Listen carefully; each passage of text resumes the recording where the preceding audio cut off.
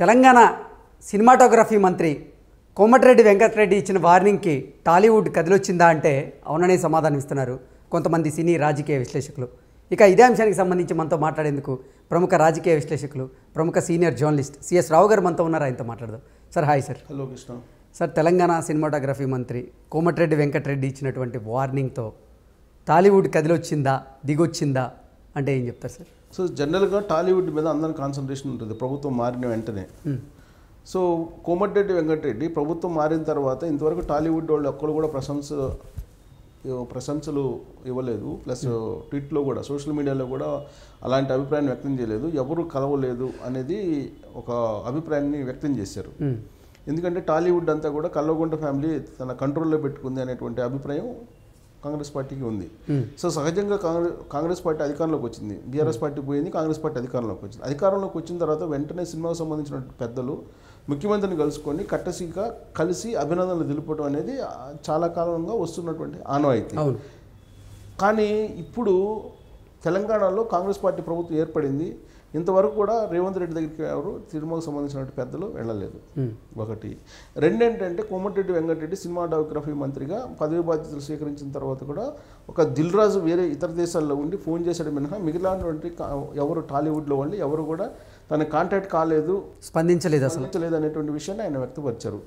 Scene cut చేస్తే ఇప్పుడు టాలీవుడ్లో ఉన్నటువంటి పెద్దలు ఎవరైతే అనుకుంటున్నారో దిల్ రాజు కానీ, లేదంటే రాఘవేంద్రరావు కానీ, లేదంటే దగ్గుపాటి ఫ్యామిలీ కానీ, అమ్మనాయుడు ఫ్యామిలీ, సో వాళ్ళు దగ్గుపాటి సురేష్ వాళ్ళు కలవడం జరిగింది. కలిసి కొత్త ప్రభుత్వానికి అభినందనలు తెలిపి కట్టసిగా మీట్ అయ్యారు.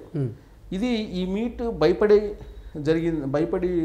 కోమటిరెడ్డి వెంకట దగ్గరికి వచ్చారా, లేదంటే అభిమానంతో వచ్చారా, ప్రేమతో వచ్చారా అనే దాని మీద కనుక మనం విశ్లేషణ చేసుకుంటే కనుక నిజంగా వాళ్ళ అభిమానంతో వచ్చి ఉంటే కనుక ఎప్పుడో వచ్చిండే వాళ్ళు కోమటిరెడ్డి వెంకటరెడ్డి వార్నింగ్ ఇచ్చే స్థాయిలో మాట్లాడేంత వరకు ఉండరు.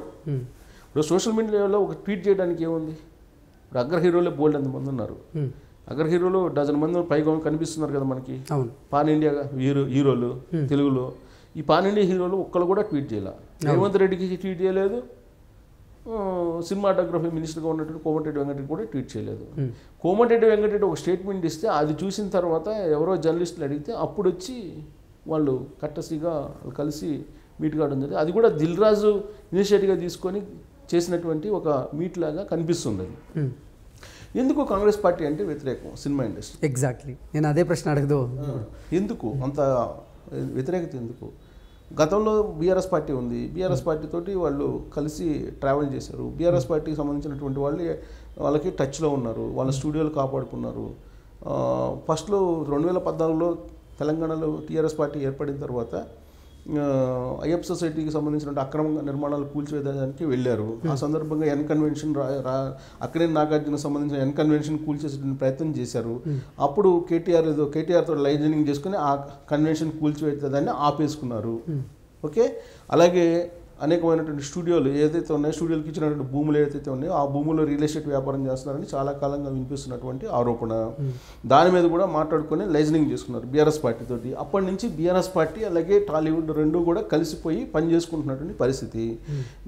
టాలీవుడ్ ఏదైతే అనుకుంటుందో వాటన్నిటికీ సపోర్ట్ చేస్తుంది. ప్రత్యేకించి డ్రగ్స్కి సంబంధించినటువంటి కేసులో కూడా బీఆర్ఎస్ పార్టీ అన్ని రకాలుగా సహకారం అందించింది. ఆ ఫైల్ను శాశ్వతంగా క్లోజ్ చేసేసింది. అకున్ సబర్ వాళ్ళు ఎక్సైజ్ కమిషనర్గా ఉన్నప్పుడు ఆ మొత్తం ఎంక్వైరీ నడిచింది. ఎంక్వైరీ నడిచినప్పుడు హైకోర్టు అడిగినా కానీ ఈ ఎంక్వైరీకి సంబంధించినటువంటి ఫైల్స్ ఇవ్వనటువంటి పరిస్థితి. హైకోర్టు వార్నింగ్ కూడా ఇచ్చింది అప్పుడున్నటువంటి కేసీఆర్ ప్రభుత్వానికి. అయినప్పటికీ కూడా పూర్తి డాక్యుమెంట్లు హైకోర్టుకు కూడా ఇవ్వలేదు. సో శాశ్వతంగా ఆ ఫైల్ క్లోజ్ చేసింది. సో దీంతో టాలీవుడ్ 100% బీఆర్ఎస్ తోటి ఉంది అనేటువంటి ఒక అభిప్రాయాన్ని కలిగించారు. దానికి తగ్గట్టు బీఆర్ఎస్ అలాగే టాలీవుడ్ ఇచ్చిపుచ్చుకునేటువంటి దూరంలో ట్రావెల్ చేసేది గత 10 సంవత్సరాల నుంచి అనేది సర్వత్రా వినిపిస్తున్నటువంటి మాట.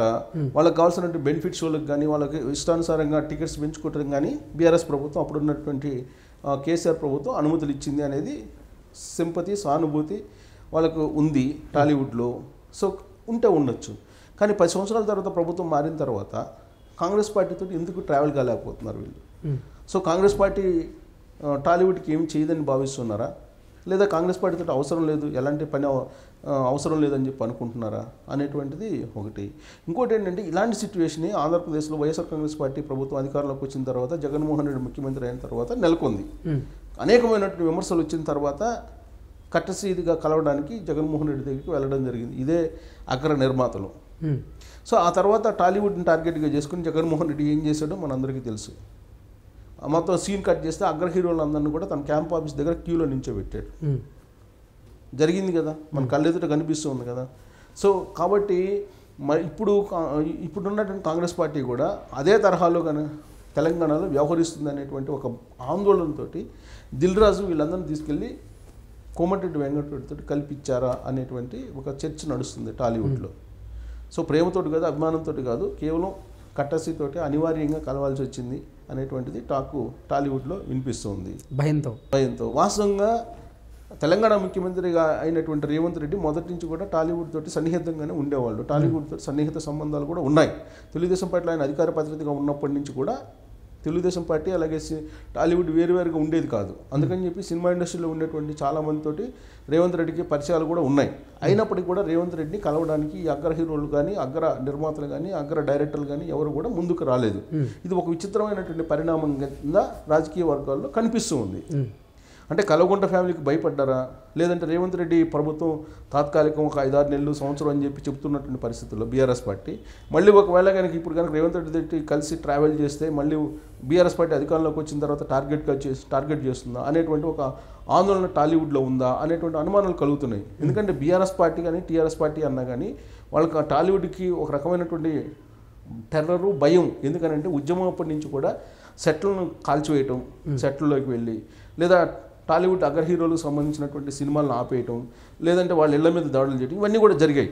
సో కాబట్టి వాళ్ళతోటి అనివార్యంగా ట్రావెల్ చేయాల్సినటువంటి పరిస్థితి టాలీవుడ్కి ఏర్పడింది. కానీ ఇప్పుడు పరిస్థితి అలా లేదు. అయినప్పటికీ కూడా ఇప్పుడు కూడా బీఆర్ఎస్ పార్టీతోటి ట్రావెల్ కావడానికి ఇష్టపడుతున్నట్టు టాలీవుడ్ కనిపిస్తూ ఉంది. కాంగ్రెస్ పార్టీతోటి అంటి ముట్టినట్టు వ్యవహరిస్తుంది. సో కేవలం కోమటిరెడ్డి వెంకటరెడ్డి ఇచ్చినటువంటి స్టేట్మెంట్ కారణంగానే వాళ్ళు వచ్చి మీట్ అయ్యారనేది ఒకటి. ఇంకొకటి ఏంటంటే ఇటీవల కాలంలో హైదరాబాద్లో ఉండేటువంటి స్టూడియోస్ని ఆంధ్రప్రదేశ్లోకి తీసుకెళ్లాలనేటువంటి ఒక ప్రతిపాదన చేయడం జరిగింది. Okay. So Andhra Pradesh film development corporation ఏదైతే ఉందో దానికి చైర్మన్గా ఉన్నటువంటి పోసాని మురళీకృష్ణ ఇప్పుడు ఉన్నాడు. ఆయన కూడా ఇప్పుడు ఇక్కడ ఉండేటువంటి ఇండస్ట్రీని కొంతమేరకు ఆంధ్రప్రదేశ్కి తరలించాలనేది గతంలో ప్రతిపాదనలు వచ్చినాయి. సో సినిమాలు ఆంధ్రప్రదేశ్లో కూడా నిర్మిస్తేనే రాయితీలు వస్తాయి, లేకపోతే రాయితీలు రావాలనేటువంటి కండిషన్ కూడా కొంత పెట్టారు. ఆ క్రమంలో వైజాగ్కి సినిమా స్టూడియోలు తరలి వెళ్ళాలి అనేటువంటి ఒక ప్రతిపాదన కూడా ఆంధ్రప్రదేశ్ ప్రభుత్వం తీసుకొచ్చింది. సో అది కనుక ఆ రాయితీలు అట్రాక్టివ్గా ఉన్నాయి కాబట్టి స్టూడియోలు అక్కడికి తరలి వెళ్ళేటువంటి అవకాశం ఉందనేది కూడా వినిపిస్తుంది. ఆ క్రమంలో ఇప్పుడు తెలంగాణ ప్రభుత్వం కూడా రాయితీలు ఇస్తేనే ఇక్కడ స్టూడియోలు నిలబడతాయి, లేదంటే ఆంధ్రప్రదేశ్ తరలి వెళ్తాయి అనేటువంటి కోణంలో వీళ్ళంతా పత్రం అందజేశారు కోమటిరెడ్డి వెంకటరెడ్డికి అనేది కూడా వినిపిస్తుంది వీళ్ళు కలిసినటువంటి సందర్భంగా. అంటే అంతకుముందు బాలకృష్ణ ఒక కామెంట్ చేశారు, ముఖ్యమంత్రులు కలిసినా లేకపోతే ఎవరిని కలిసినా సొంత భూముల కోసం కలుస్తారు కానీ సినిమా ఇండస్ట్రీ కోసం కలవాలని ఒక కామెంట్ చేశారు. ఎవరు కలిసినా కానీ వాళ్ళ సొంత భూముల కోసం, వాళ్ళ సొంత ఆస్తులను కాపాడుకోవడం కోసం కలుస్తారని చెప్పి ఒక కామెంట్ బాలకృష్ణ చేయడం జరిగింది. అదే తరహాలో ఇప్పుడు మీకు రాయితీలు ఇస్తే మేము ఉంటా, లేకపోతే ఆంధ్రప్రదేశ్ తరలి వెళ్తాయి అన్నట్టుగా వీళ్ళు ఎంత పత్రం ఇచ్చారని చెప్పి తెలుస్తుంది పోయినట్టు కలిసినటువంటి వాళ్ళు. సో మొత్తం మీద ఏంటంటే కొత్త ప్రభుత్వం ఏర్పడిన తర్వాత ఒక స్టెప్ అయితే టాలీవుడ్ వేసింది. బట్ ఈ స్టెప్ని కాంగ్రెస్ పార్టీ సానుకూలంగా ఆలోచిస్తుందా లేదనేది చూడాలి.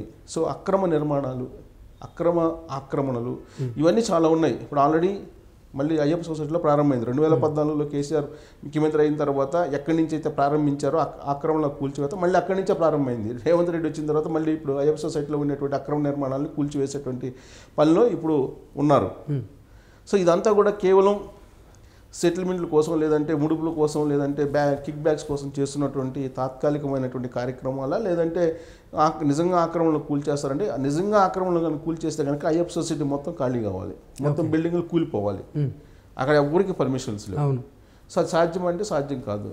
మరి ఎందుకు కన్స్ట్రక్షన్లో ఉన్న బిల్డింగ్లు కూల్చేస్తున్నారంటే అది అందరికీ తెలిసినటువంటి అంశమే. సో అక్కడ ఏదైనా సినిమా వాళ్ళు ఉన్నారా, సినిమాలకు సంబంధించిన కొన్ని స్టూడియోలు ఉన్నాయి, కన్వెన్షన్స్ ఉన్నాయి, వాటన్నింటిని కూడా కూల్చేస్తారా అని అంటే అది జరగని పని. అనేది గత ప్రభుత్వం చెప్పింది, ఈ ప్రభుత్వం కూడా అదే చెప్తుంది రాబోయేటువంటి రోజుల్లో. సో మొత్తం మీద టాలీవుడ్ అయితే ఒక స్టెప్ వేసింది కాబట్టి రాబోయేటువంటి రోజుల్లో కాంగ్రెస్ పార్టీతో ట్రావెల్ అయ్యే అవకాశం ఉందా టాలీవుడ్ అనేది చూడాలి. ఎందుకంటే మొదటి నుంచి కూడా టాలీవుడ్ కాంగ్రెస్ పార్టీతోటి పెద్దగా ట్రావెల్ చేసినటువంటి దాఖలాలు లేవు, అక్కడక్కడ ఉన్నాయి కానీ పెద్దగా లేవు.